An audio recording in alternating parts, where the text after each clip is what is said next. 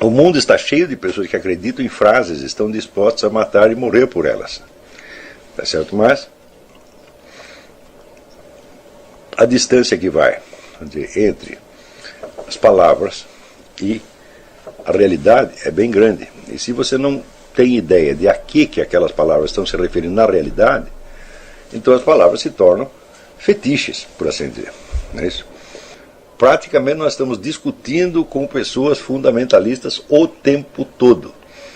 Tá certo? Ou seja, elas se apegam a determinadas frases, a determinadas sentenças, a determinadas palavras, tá certo? E se ofendem mortalmente com o que quer que pareça, né, oferecer perigo para esses símbolos que são tão queridos. Como, por exemplo, a palavra democracia. Ontem mesmo eu estava lendo um artigo em que um sujeito dizia o seguinte: a democracia ou é integral ou é uma farsa. Não pode haver meia democracia, não pode haver gradação de democracia. Né? A democracia tem que ser absoluta, integral, pura. Né? Eu digo, bom, como nós definiríamos a democracia pura? O que é uma democracia integral? Para você saber o que é uma democracia integral, você precisaria primeiro saber o que é a democracia. Tá certo? Para uma coisa poder ser integral ou parcial, ela tem que ser algo. Tá certo? Então, o integral introduz aí um elemento quantitativo. Quer dizer, antes de você poder quantificar a noção, você tem que ter uma definição clara dela. Então, e não só uma definição verbal, mas uma definição enunciada em termos tais que lhe permita reconhecer o objeto quando ele se apresenta a você. E note que reconhecer uma democracia é um pouco mais difícil do que você reconhecer uma vaca, um elefante, uma caixa de fósforo, assim por diante. Tá certo? Então você teria que ter não só a definição verbal, mas os critérios de reconhecimento da coisa. Então, isso quer dizer que quando você usa a palavra democracia, algumas pessoas estão usando esta palavra num sentido cheio, quer dizer, aquilo está preenchido de significados e de referências ao mundo real, à experiência histórica, etc, etc. E outras usam aquilo como se fosse, vamos dizer, um fetiche platônico. É isso? Você pode ter certeza que 99,99999% dos adeptos da democracia estão cultuando um fetiche platônico, ou seja, não tem a menor ideia do que é democracia. Por quê? Porque jamais tentaram quebrar a palavra para ver qual é o conteúdo fático, qual é a referência que aquilo tem à experiência real. Como é que nós sabemos se a pessoa está usando a palavra com um fetiche platônico ou com um sentido? Você tem que, vamos dizer, pegar o contexto no qual o sujeito está usando, quer dizer, o modo como ele está usando, e ver se aquela palavra, tal como ele a usa, pode ser traduzida em termos fáticos ou não. Quando o sujeito diz democracia integral, ele já está dizendo que ele não sabe do que está falando, porque essa expressão democracia integral não pode ser traduzida em elementos de experiência correspondente, e não pode ser sequer definida logicamente. Por quê? Porque a ideia de democracia, tal como se desenvolveu ao longo dos 3 ou 4 últimos séculos, tá certo? Com todos esses, vamos dizer, a fileira dos teóricos da democracia, que começa com John Locke, chega até o John Rawls atualmente. Se você pegar tudo o que esses camaradas escreveram sobre democracia, você vai ver que todos eles se referem a ela como uma espécie de equilíbrio de poderes, o que supõe que esses poderes existem e que em si mesmos eles não são democráticos. Isso é absolutamente fundamental.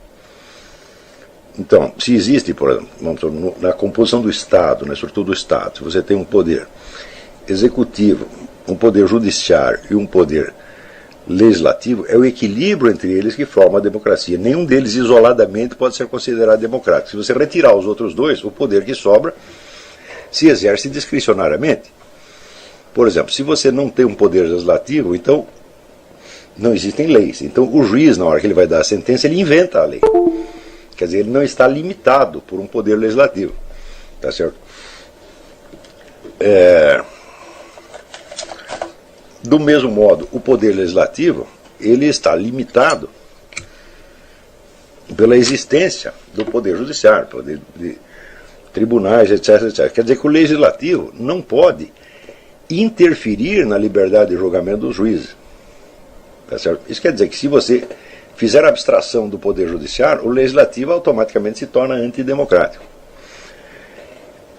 Lógico que eu estou usando aqui apenas os 3 poderes nominalmente consignados nas Constituições, mas existem outros poderes sociais que não são consignados. A cultura, a igreja, os grupos de pressão, as grandes fortunas, os sindicatos, etc. Tudo isso faz parte, vamos dizer, do jogo democrático. E o que caracteriza a democracia é a busca de um equilíbrio entre esses vários poderes, a busca de uma compensação de modo que nenhum poder coma os outros. Isso quer dizer que a democracia é baseada numa ideia de proporcionalidade. Tá certo? Ora, pode haver uma proporcionalidade integral. Você vê que a própria expressão, até logicamente, é impossível de definir. Entendeu?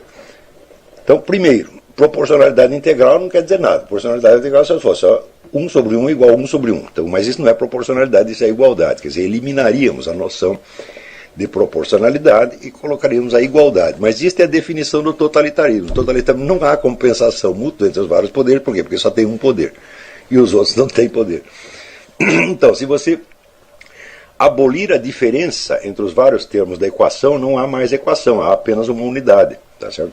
Então, o conceito de democracia integral expressa apenas um flatus vocis, uma coisa que não quer dizer nada, que não corresponde a nada, nem no plano dos fatos e nem mesmo no plano conceitual lógico. E, no entanto, aparece um sujeito que ele diz que ele acredita em democracia integral. Quer dizer, ele acredita, ele ama, né, ele tem sentimentos com relação àquilo e ele julga as situações, né, com base nesse conceito de democracia, nessa palavra democracia integral. Isso aí é o que o Wegelin chamava fundamentalismo. Quer dizer, pegou um fetiche verbal que não quer dizer absolutamente nada, nem na esfera fática e nem sequer na pura esfera lógica, e você toma posição com relação àquilo, usa aquilo como critério para julgar situações, etc. Isso é fundamentalismo. Vamos começar pelo seguinte. Se você perguntar o que é uma democracia, você vai ver que é impossível você definir a democracia só por traços jurídicos formais, como eleições livres, judiciário independente, etc, etc. Isso aí não basta. Substantivamente, materialmente falando, a democracia se caracteriza, desde que ela surge no começo do século XIX, por ser uma espécie de confronto, uma tensão e um equilíbrio, um equilíbrio tensional entre uma esquerda e uma direita. Sempre foi assim. Você vê, em todo lugar você tem sempre a tendência, vamos dizer, para as políticas mais centralizadoras, mais estatizantes, que colocam o ideal igualitário acima de outras considerações. E, por outro lado, você tem, vamos dizer, uma resistência conservadora, uma direita, que privilegia os direitos individuais contra vamos dizer, as atitudes invasivas do Estado. Isso é universal e é isso que realmente marca a democracia. Quer dizer, não basta ter os elementos jurídicos formais, é preciso ter os elementos substanciais, entendeu? Os elementos substanciais são o confronto permanente de duas ideologias, das quais nenhuma pode sair totalmente vitoriosa jamais. Quer dizer, que é este equilíbrio que marca, não é um equilíbrio estático, é uma tensão, quer dizer, um sobe e outro desce. De modo que, vamos dizer, o rodízio das duas no poder acaba sendo em benefício de todos, porque nunca nenhuma tem razão completamente. Então, o que uma faz quando está no governo pode ser compensado pela outra quando sobe por sua vez. Ora, então isso é o que marca, historicamente, o que nós podemos chamar de normalidade democrática. Você vê que isso se observa, por exemplo, as democracias mais antigas são a Inglaterra e os Estados Unidos. Nos países escandinavos, vários deles já se constituíram como democracias no fim do século XIX. E no século XX surgiram outras democracias, algumas bastante tardiamente. Você vê, por exemplo, a Alemanha, a Itália e a França só conseguiram se estabilizar como democracias depois da Segunda Guerra Mundial. Vamos dizer, as democracias mais recentes são Portugal e Espanha, e vários países do leste europeu depois que se libertaram do comunismo. E em todos esses você vê este equilíbrio tensional como sendo o elemento estrutural permanente que define a democracia. Ora, no Brasil isso aí foi totalmente abolido. Você vê que você só tem como oposição um movimento que também tem origem na esquerda, que é o PSDB, os tucanos, cujos políticos são os que mais insistem em se proclamar esquerdistas. Você vê que o Zé Serra, nas campanhas presidenciais dele, né, o argumento principal dele é esse: eu sou a verdadeira esquerda. Então, você vê, a esquerda é tão hegemônica que aquele partido que está no poder não precisa nem mais se dizer esquerdista. Tá? E o que vamos dizer, o que se afirma como esquerdista é até a oposição. Então você tem, vamos dizer, por assim dizer, a esquerda da esquerda e a direita da esquerda. Outra coisa anormal, você vê que nas democracias normais, saudáveis, você sempre tem os movimentos extremistas, que ficam, assim, por assim dizer, na fronteira, né, do normal e do patológico, na fronteira entre a política e o crime. Então,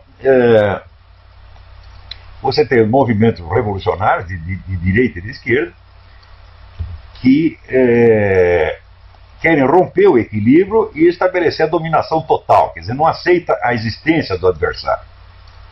Né? Note bem, o que caracteriza o extremismo não é tanto o uso da violência, porque tanto o pessoal da extrema-direita quanto da extrema-esquerda aceitam usar meios pacíficos quando possível. O que caracteriza eles não é a violência, mas a índole totalitária, quer dizer, o desejo de eliminação completa da oposição.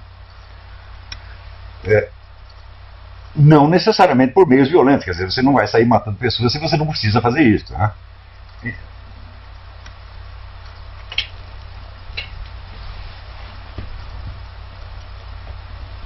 Sim. Então você vê que a ideia, o que nós podemos caracterizar como extrema esquerda? Quer dizer, é aquele grupo que deseja implantar, vamos dizer, o igualitarismo estatal sem admitir nenhuma resistência, eliminando toda a resistência. E na direita você vê às vezes movimentos religiosos que querem implantar uma uniformidade religiosa, né, querem transformar o país numa espécie de colégio de freiras, tá certo? E também eliminar completamente a oposição. Eliminar ou calar completamente.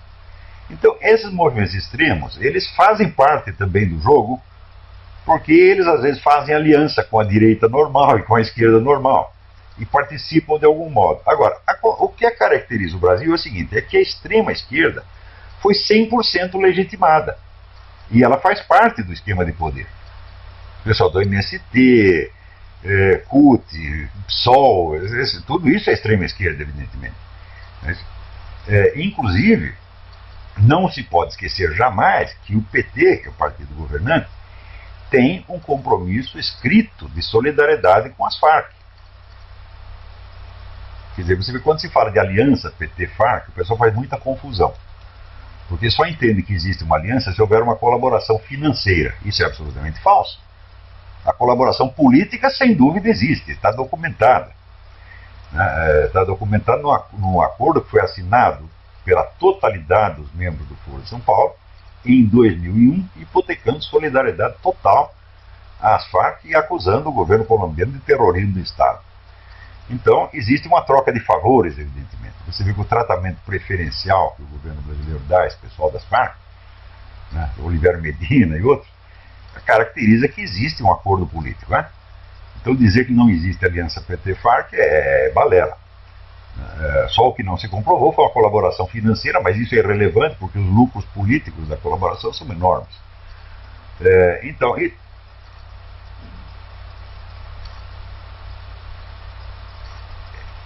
exatamente, no governo você tem centro-esquerda, esquerda e extrema-esquerda, tudo isso formando, né, um pool. Né? E na oposição você tem o esquerda moderada e o pessoal de centro indefinido, não ideológico ou fisiológico, como queira chamar.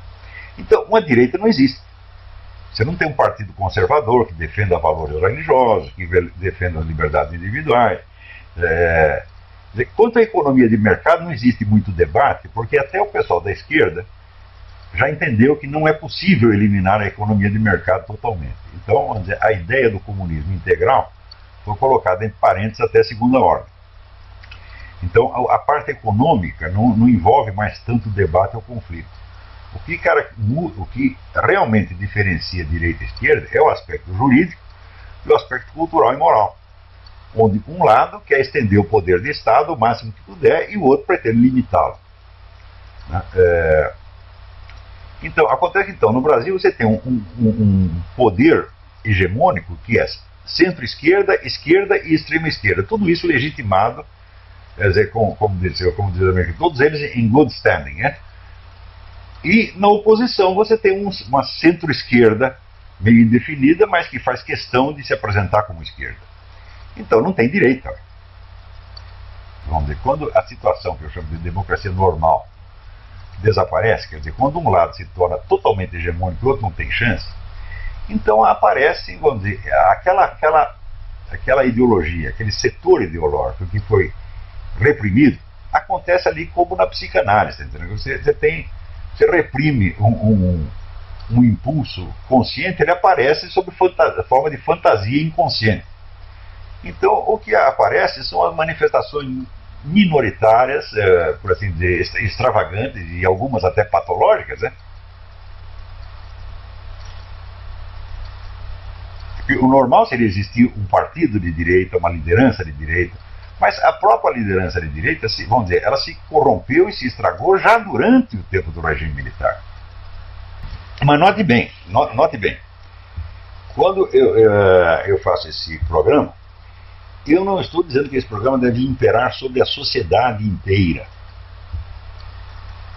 Isso deve ser os princípios de um partido conservador, de uma política conservadora. Mas tem que existir uma política de esquerda também. Isso é absolutamente necessário, está entendendo? Quer dizer, você pega, o que seria a Inglaterra se não tivesse partido trabalhista e conservador? O que seria os Estados Unidos se não tivesse democrata e republicano?